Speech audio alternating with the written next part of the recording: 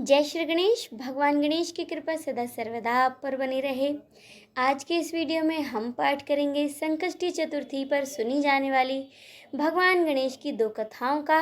साथ ही हम जानेंगे संकष्टी चतुर्थी की पूजा विधि। तो चलिए शुरू करते हैं। ज्येष्ठ मास के कृष्ण पक्ष की संकष्टी चतुर्थी को एकदंता संकष्टी चतुर्थी के नाम से जाना जाता है। संकष्टी चतुर्थी का व्रत भगवान गणेश को समर्पित है, जिन्हें कि सभी बाधाओं और संकटों को हरने वाला देवता माना जाता है। संकष्टी का तो अर्थ ही संकटों से मुक्ति दिलाना है। इस विशेष चतुर्थी को एकदंता संकष्टी चतुर्थी कहा जाता है। एक दंत भगवान गणेश के 32 स्वरूपों में से यह एक है, जिनका कि एक दांत है। कुछ भक्तजन इस व्रत को संतान की लंबी आयु और उनकी रक्षा के लिए रखते हैं। संतान प्राप्ति की कामना करने वाले दंपतियों के लिए भी यह व्रत अत्यंत ही लाभदायक है। इस दिन किए गए धार्मिक कार्यों का विशेष फल मिलता है और जीवन में आने वाली सभी प्रकार की बाधाओं से मुक्ति मिलती है। पंचांग के अनुसार ज्येष्ठ मास के कृष्ण पक्ष की चतुर्थी तिथि की शुरुआत होगी 16 मई को सुबह 4:02 से और इसका समापन होगा 17 मई को सुबह 5:13 पर। संकष्टी चतुर्थी का व्रत शाम को चंद्रमा को अर्घ देने के बाद ही पूरा माना जाता है, इसीलिए यह व्रत 16 मई को रखा जाएगा। अब जाने पूजा विधि। इस दिन सुबह जल्दी उठकर स्नान आदि से निवृत्त हो स्वच्छ वस्त्र धारण करें। फिर भगवान गणेश का ध्यान करते हुए व्रत का संकल्प लें।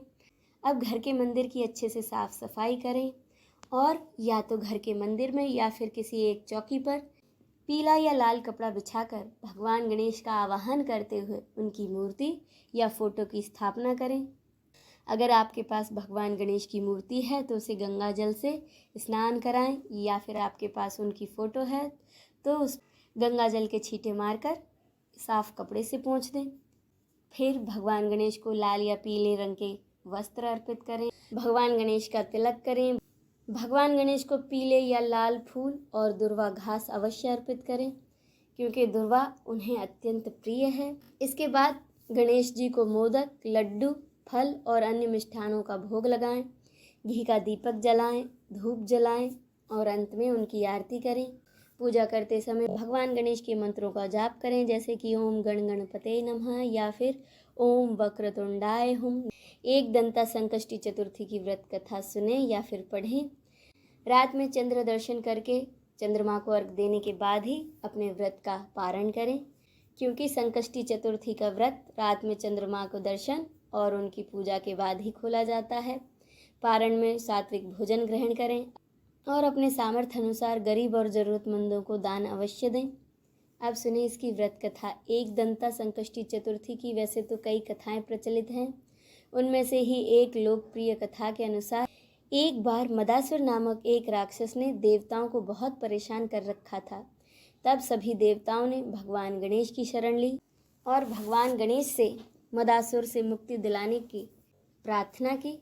देवताओं की प्रार्थना सुनकर भगवान गणेश ने एक दंता रूप धारण करके मदासुर का वध किया और सभी देवताओं को मदासुर के अत्याचारों से मुक्ति दिलाई। इसीलिए इस दिन भगवान गणेश के एक दंता स्वरूप की पूजा करने से भक्तों को सभी प्रकार के संकटों से मुक्ति मिलती है।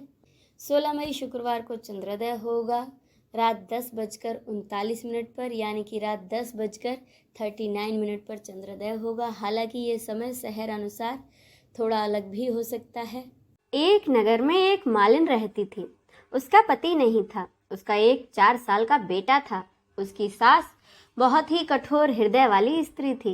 वह अपनी बहू को बहुत परेशान रखती थी। एक दिन सास ने बहू और पोते को घर से निकाल दिया। वे दोनों रोते रोते चलते चलते एक जंगल में जा पहुंचे। वहां जाकर वे एक पेड़ के नीचे बैठ गए। वहां थोड़ी सी दूर पर एक गणेश जी का मंदिर था। वहां बहुत से लोग गणेश जी के दर्शन करने आते थे और उसके बाद गणेश जी को प्रसाद चढ़ाते थे। फिर वही प्रसाद सबको बांटते थे। इस प्रसाद से ही उन माँ बेटे का गुजारा होने लगा। दोनों गणेश जी की पूजा पाठ में लग गए। एक दिन उन्होंने सोचा, क्यों ना हम जंगल से फूल लाकर बेचें। अब तो वे रोजाना जंगल से फूल लाकर उसकी माला बनाकर बेचने लगे। साथ ही पूजा की सामग्री और प्रसाद भी बेचने लगे। इससे उनको आमदनी होने लगी। गणेश जी की कृपा से उनकी आमदनी बढ़ने लगी। जल्द ही उन्होंने एक मकान और एक दुकान बना ली। एक राजा की लड़की मंदिर में रोजाना पूजा करने आती थी। मालिन के बेटे को देखकर राजकुमारी उस पर मोहित हो गई और उससे विवाह करने की सोचने लगी। उसने अपनी भाभी से अपने मन की बात बताई। भाभी अनुभवी थी। उसने कहा, यह तो एक मालिन का बेटा है और तुम एक राजा की बेटी हो। यदि तुमने उससे विवाह कर लिया तो तुम्हारी बड़ी बदनामी होगी। पर राजकुमारी अपनी बात पर अड़ी रही। उसने कहा, मैंने तो प्रतिज्ञा कर ली है कि अगर विवाह करूंगी तो सिर्फ उसी से करूंगी। भाभी ने घर जाकर सारी बात राजा साहब को बताई। राजा ने भी अपनी बेटी की बात मान ली और वह विवाह के लिए तैयार हो गया। राजा ने बड़े ही धूमधाम से अपनी बेटी की शादी मालिन के बेटे के साथ कर दी। मालिन ने सबसे पहले बहू और बेटे को गणेश जी के मंदिर में ले जाकर पूजा पाठ कराया और गणेश जी का आशीर्वाद दिलवाया। इसके बाद पूरे नगर में यह बात फैल गई कि गणेश जी की पूजा करने से सब दुख और कष्ट दूर हो जाते हैं। यह बात सुनते ही नगर के सभी लोग उस मंदिर में आने लगे। मालिन और उसकी बेटी की बिक्री और बढ़ गई। उधर उसकी सास के बुरे दिन आ गए। अन्नदाता उससे रूठ गए और वह भूखी मरने लगी। एक दिन वह रोती धोती उसी गणेश जी के मंदिर में आ पहुंची। वहां वह उस मालिन के बेटे से बोली, मैं भूखी हूँ, मुझे रोटी कपड़ा दे देना, इसके बदले मैं तुम्हारा सारा काम कर दूंगी। लड़के को दया आ गई और उसने उसे काम पर रख लिया। उसने अपनी दादी को नहीं पहचाना। जब मालिन घर आए तो उसने सास को पहचान लिया। वह सास से बोली, सासू जी आप यहाँ कैसे? सास ने पोते की तरफ इशारा करके कहा, मेरी सेठ के यहाँ नौकरी लग गई है। बहू बोली, सासू जी यह आपका पोता है और यह घर भी आप ही का है, यह दुकान भी आपकी ही है। जब आपने हमें घर से निकाला तब गणेश जी ने हमारी रक्षा की।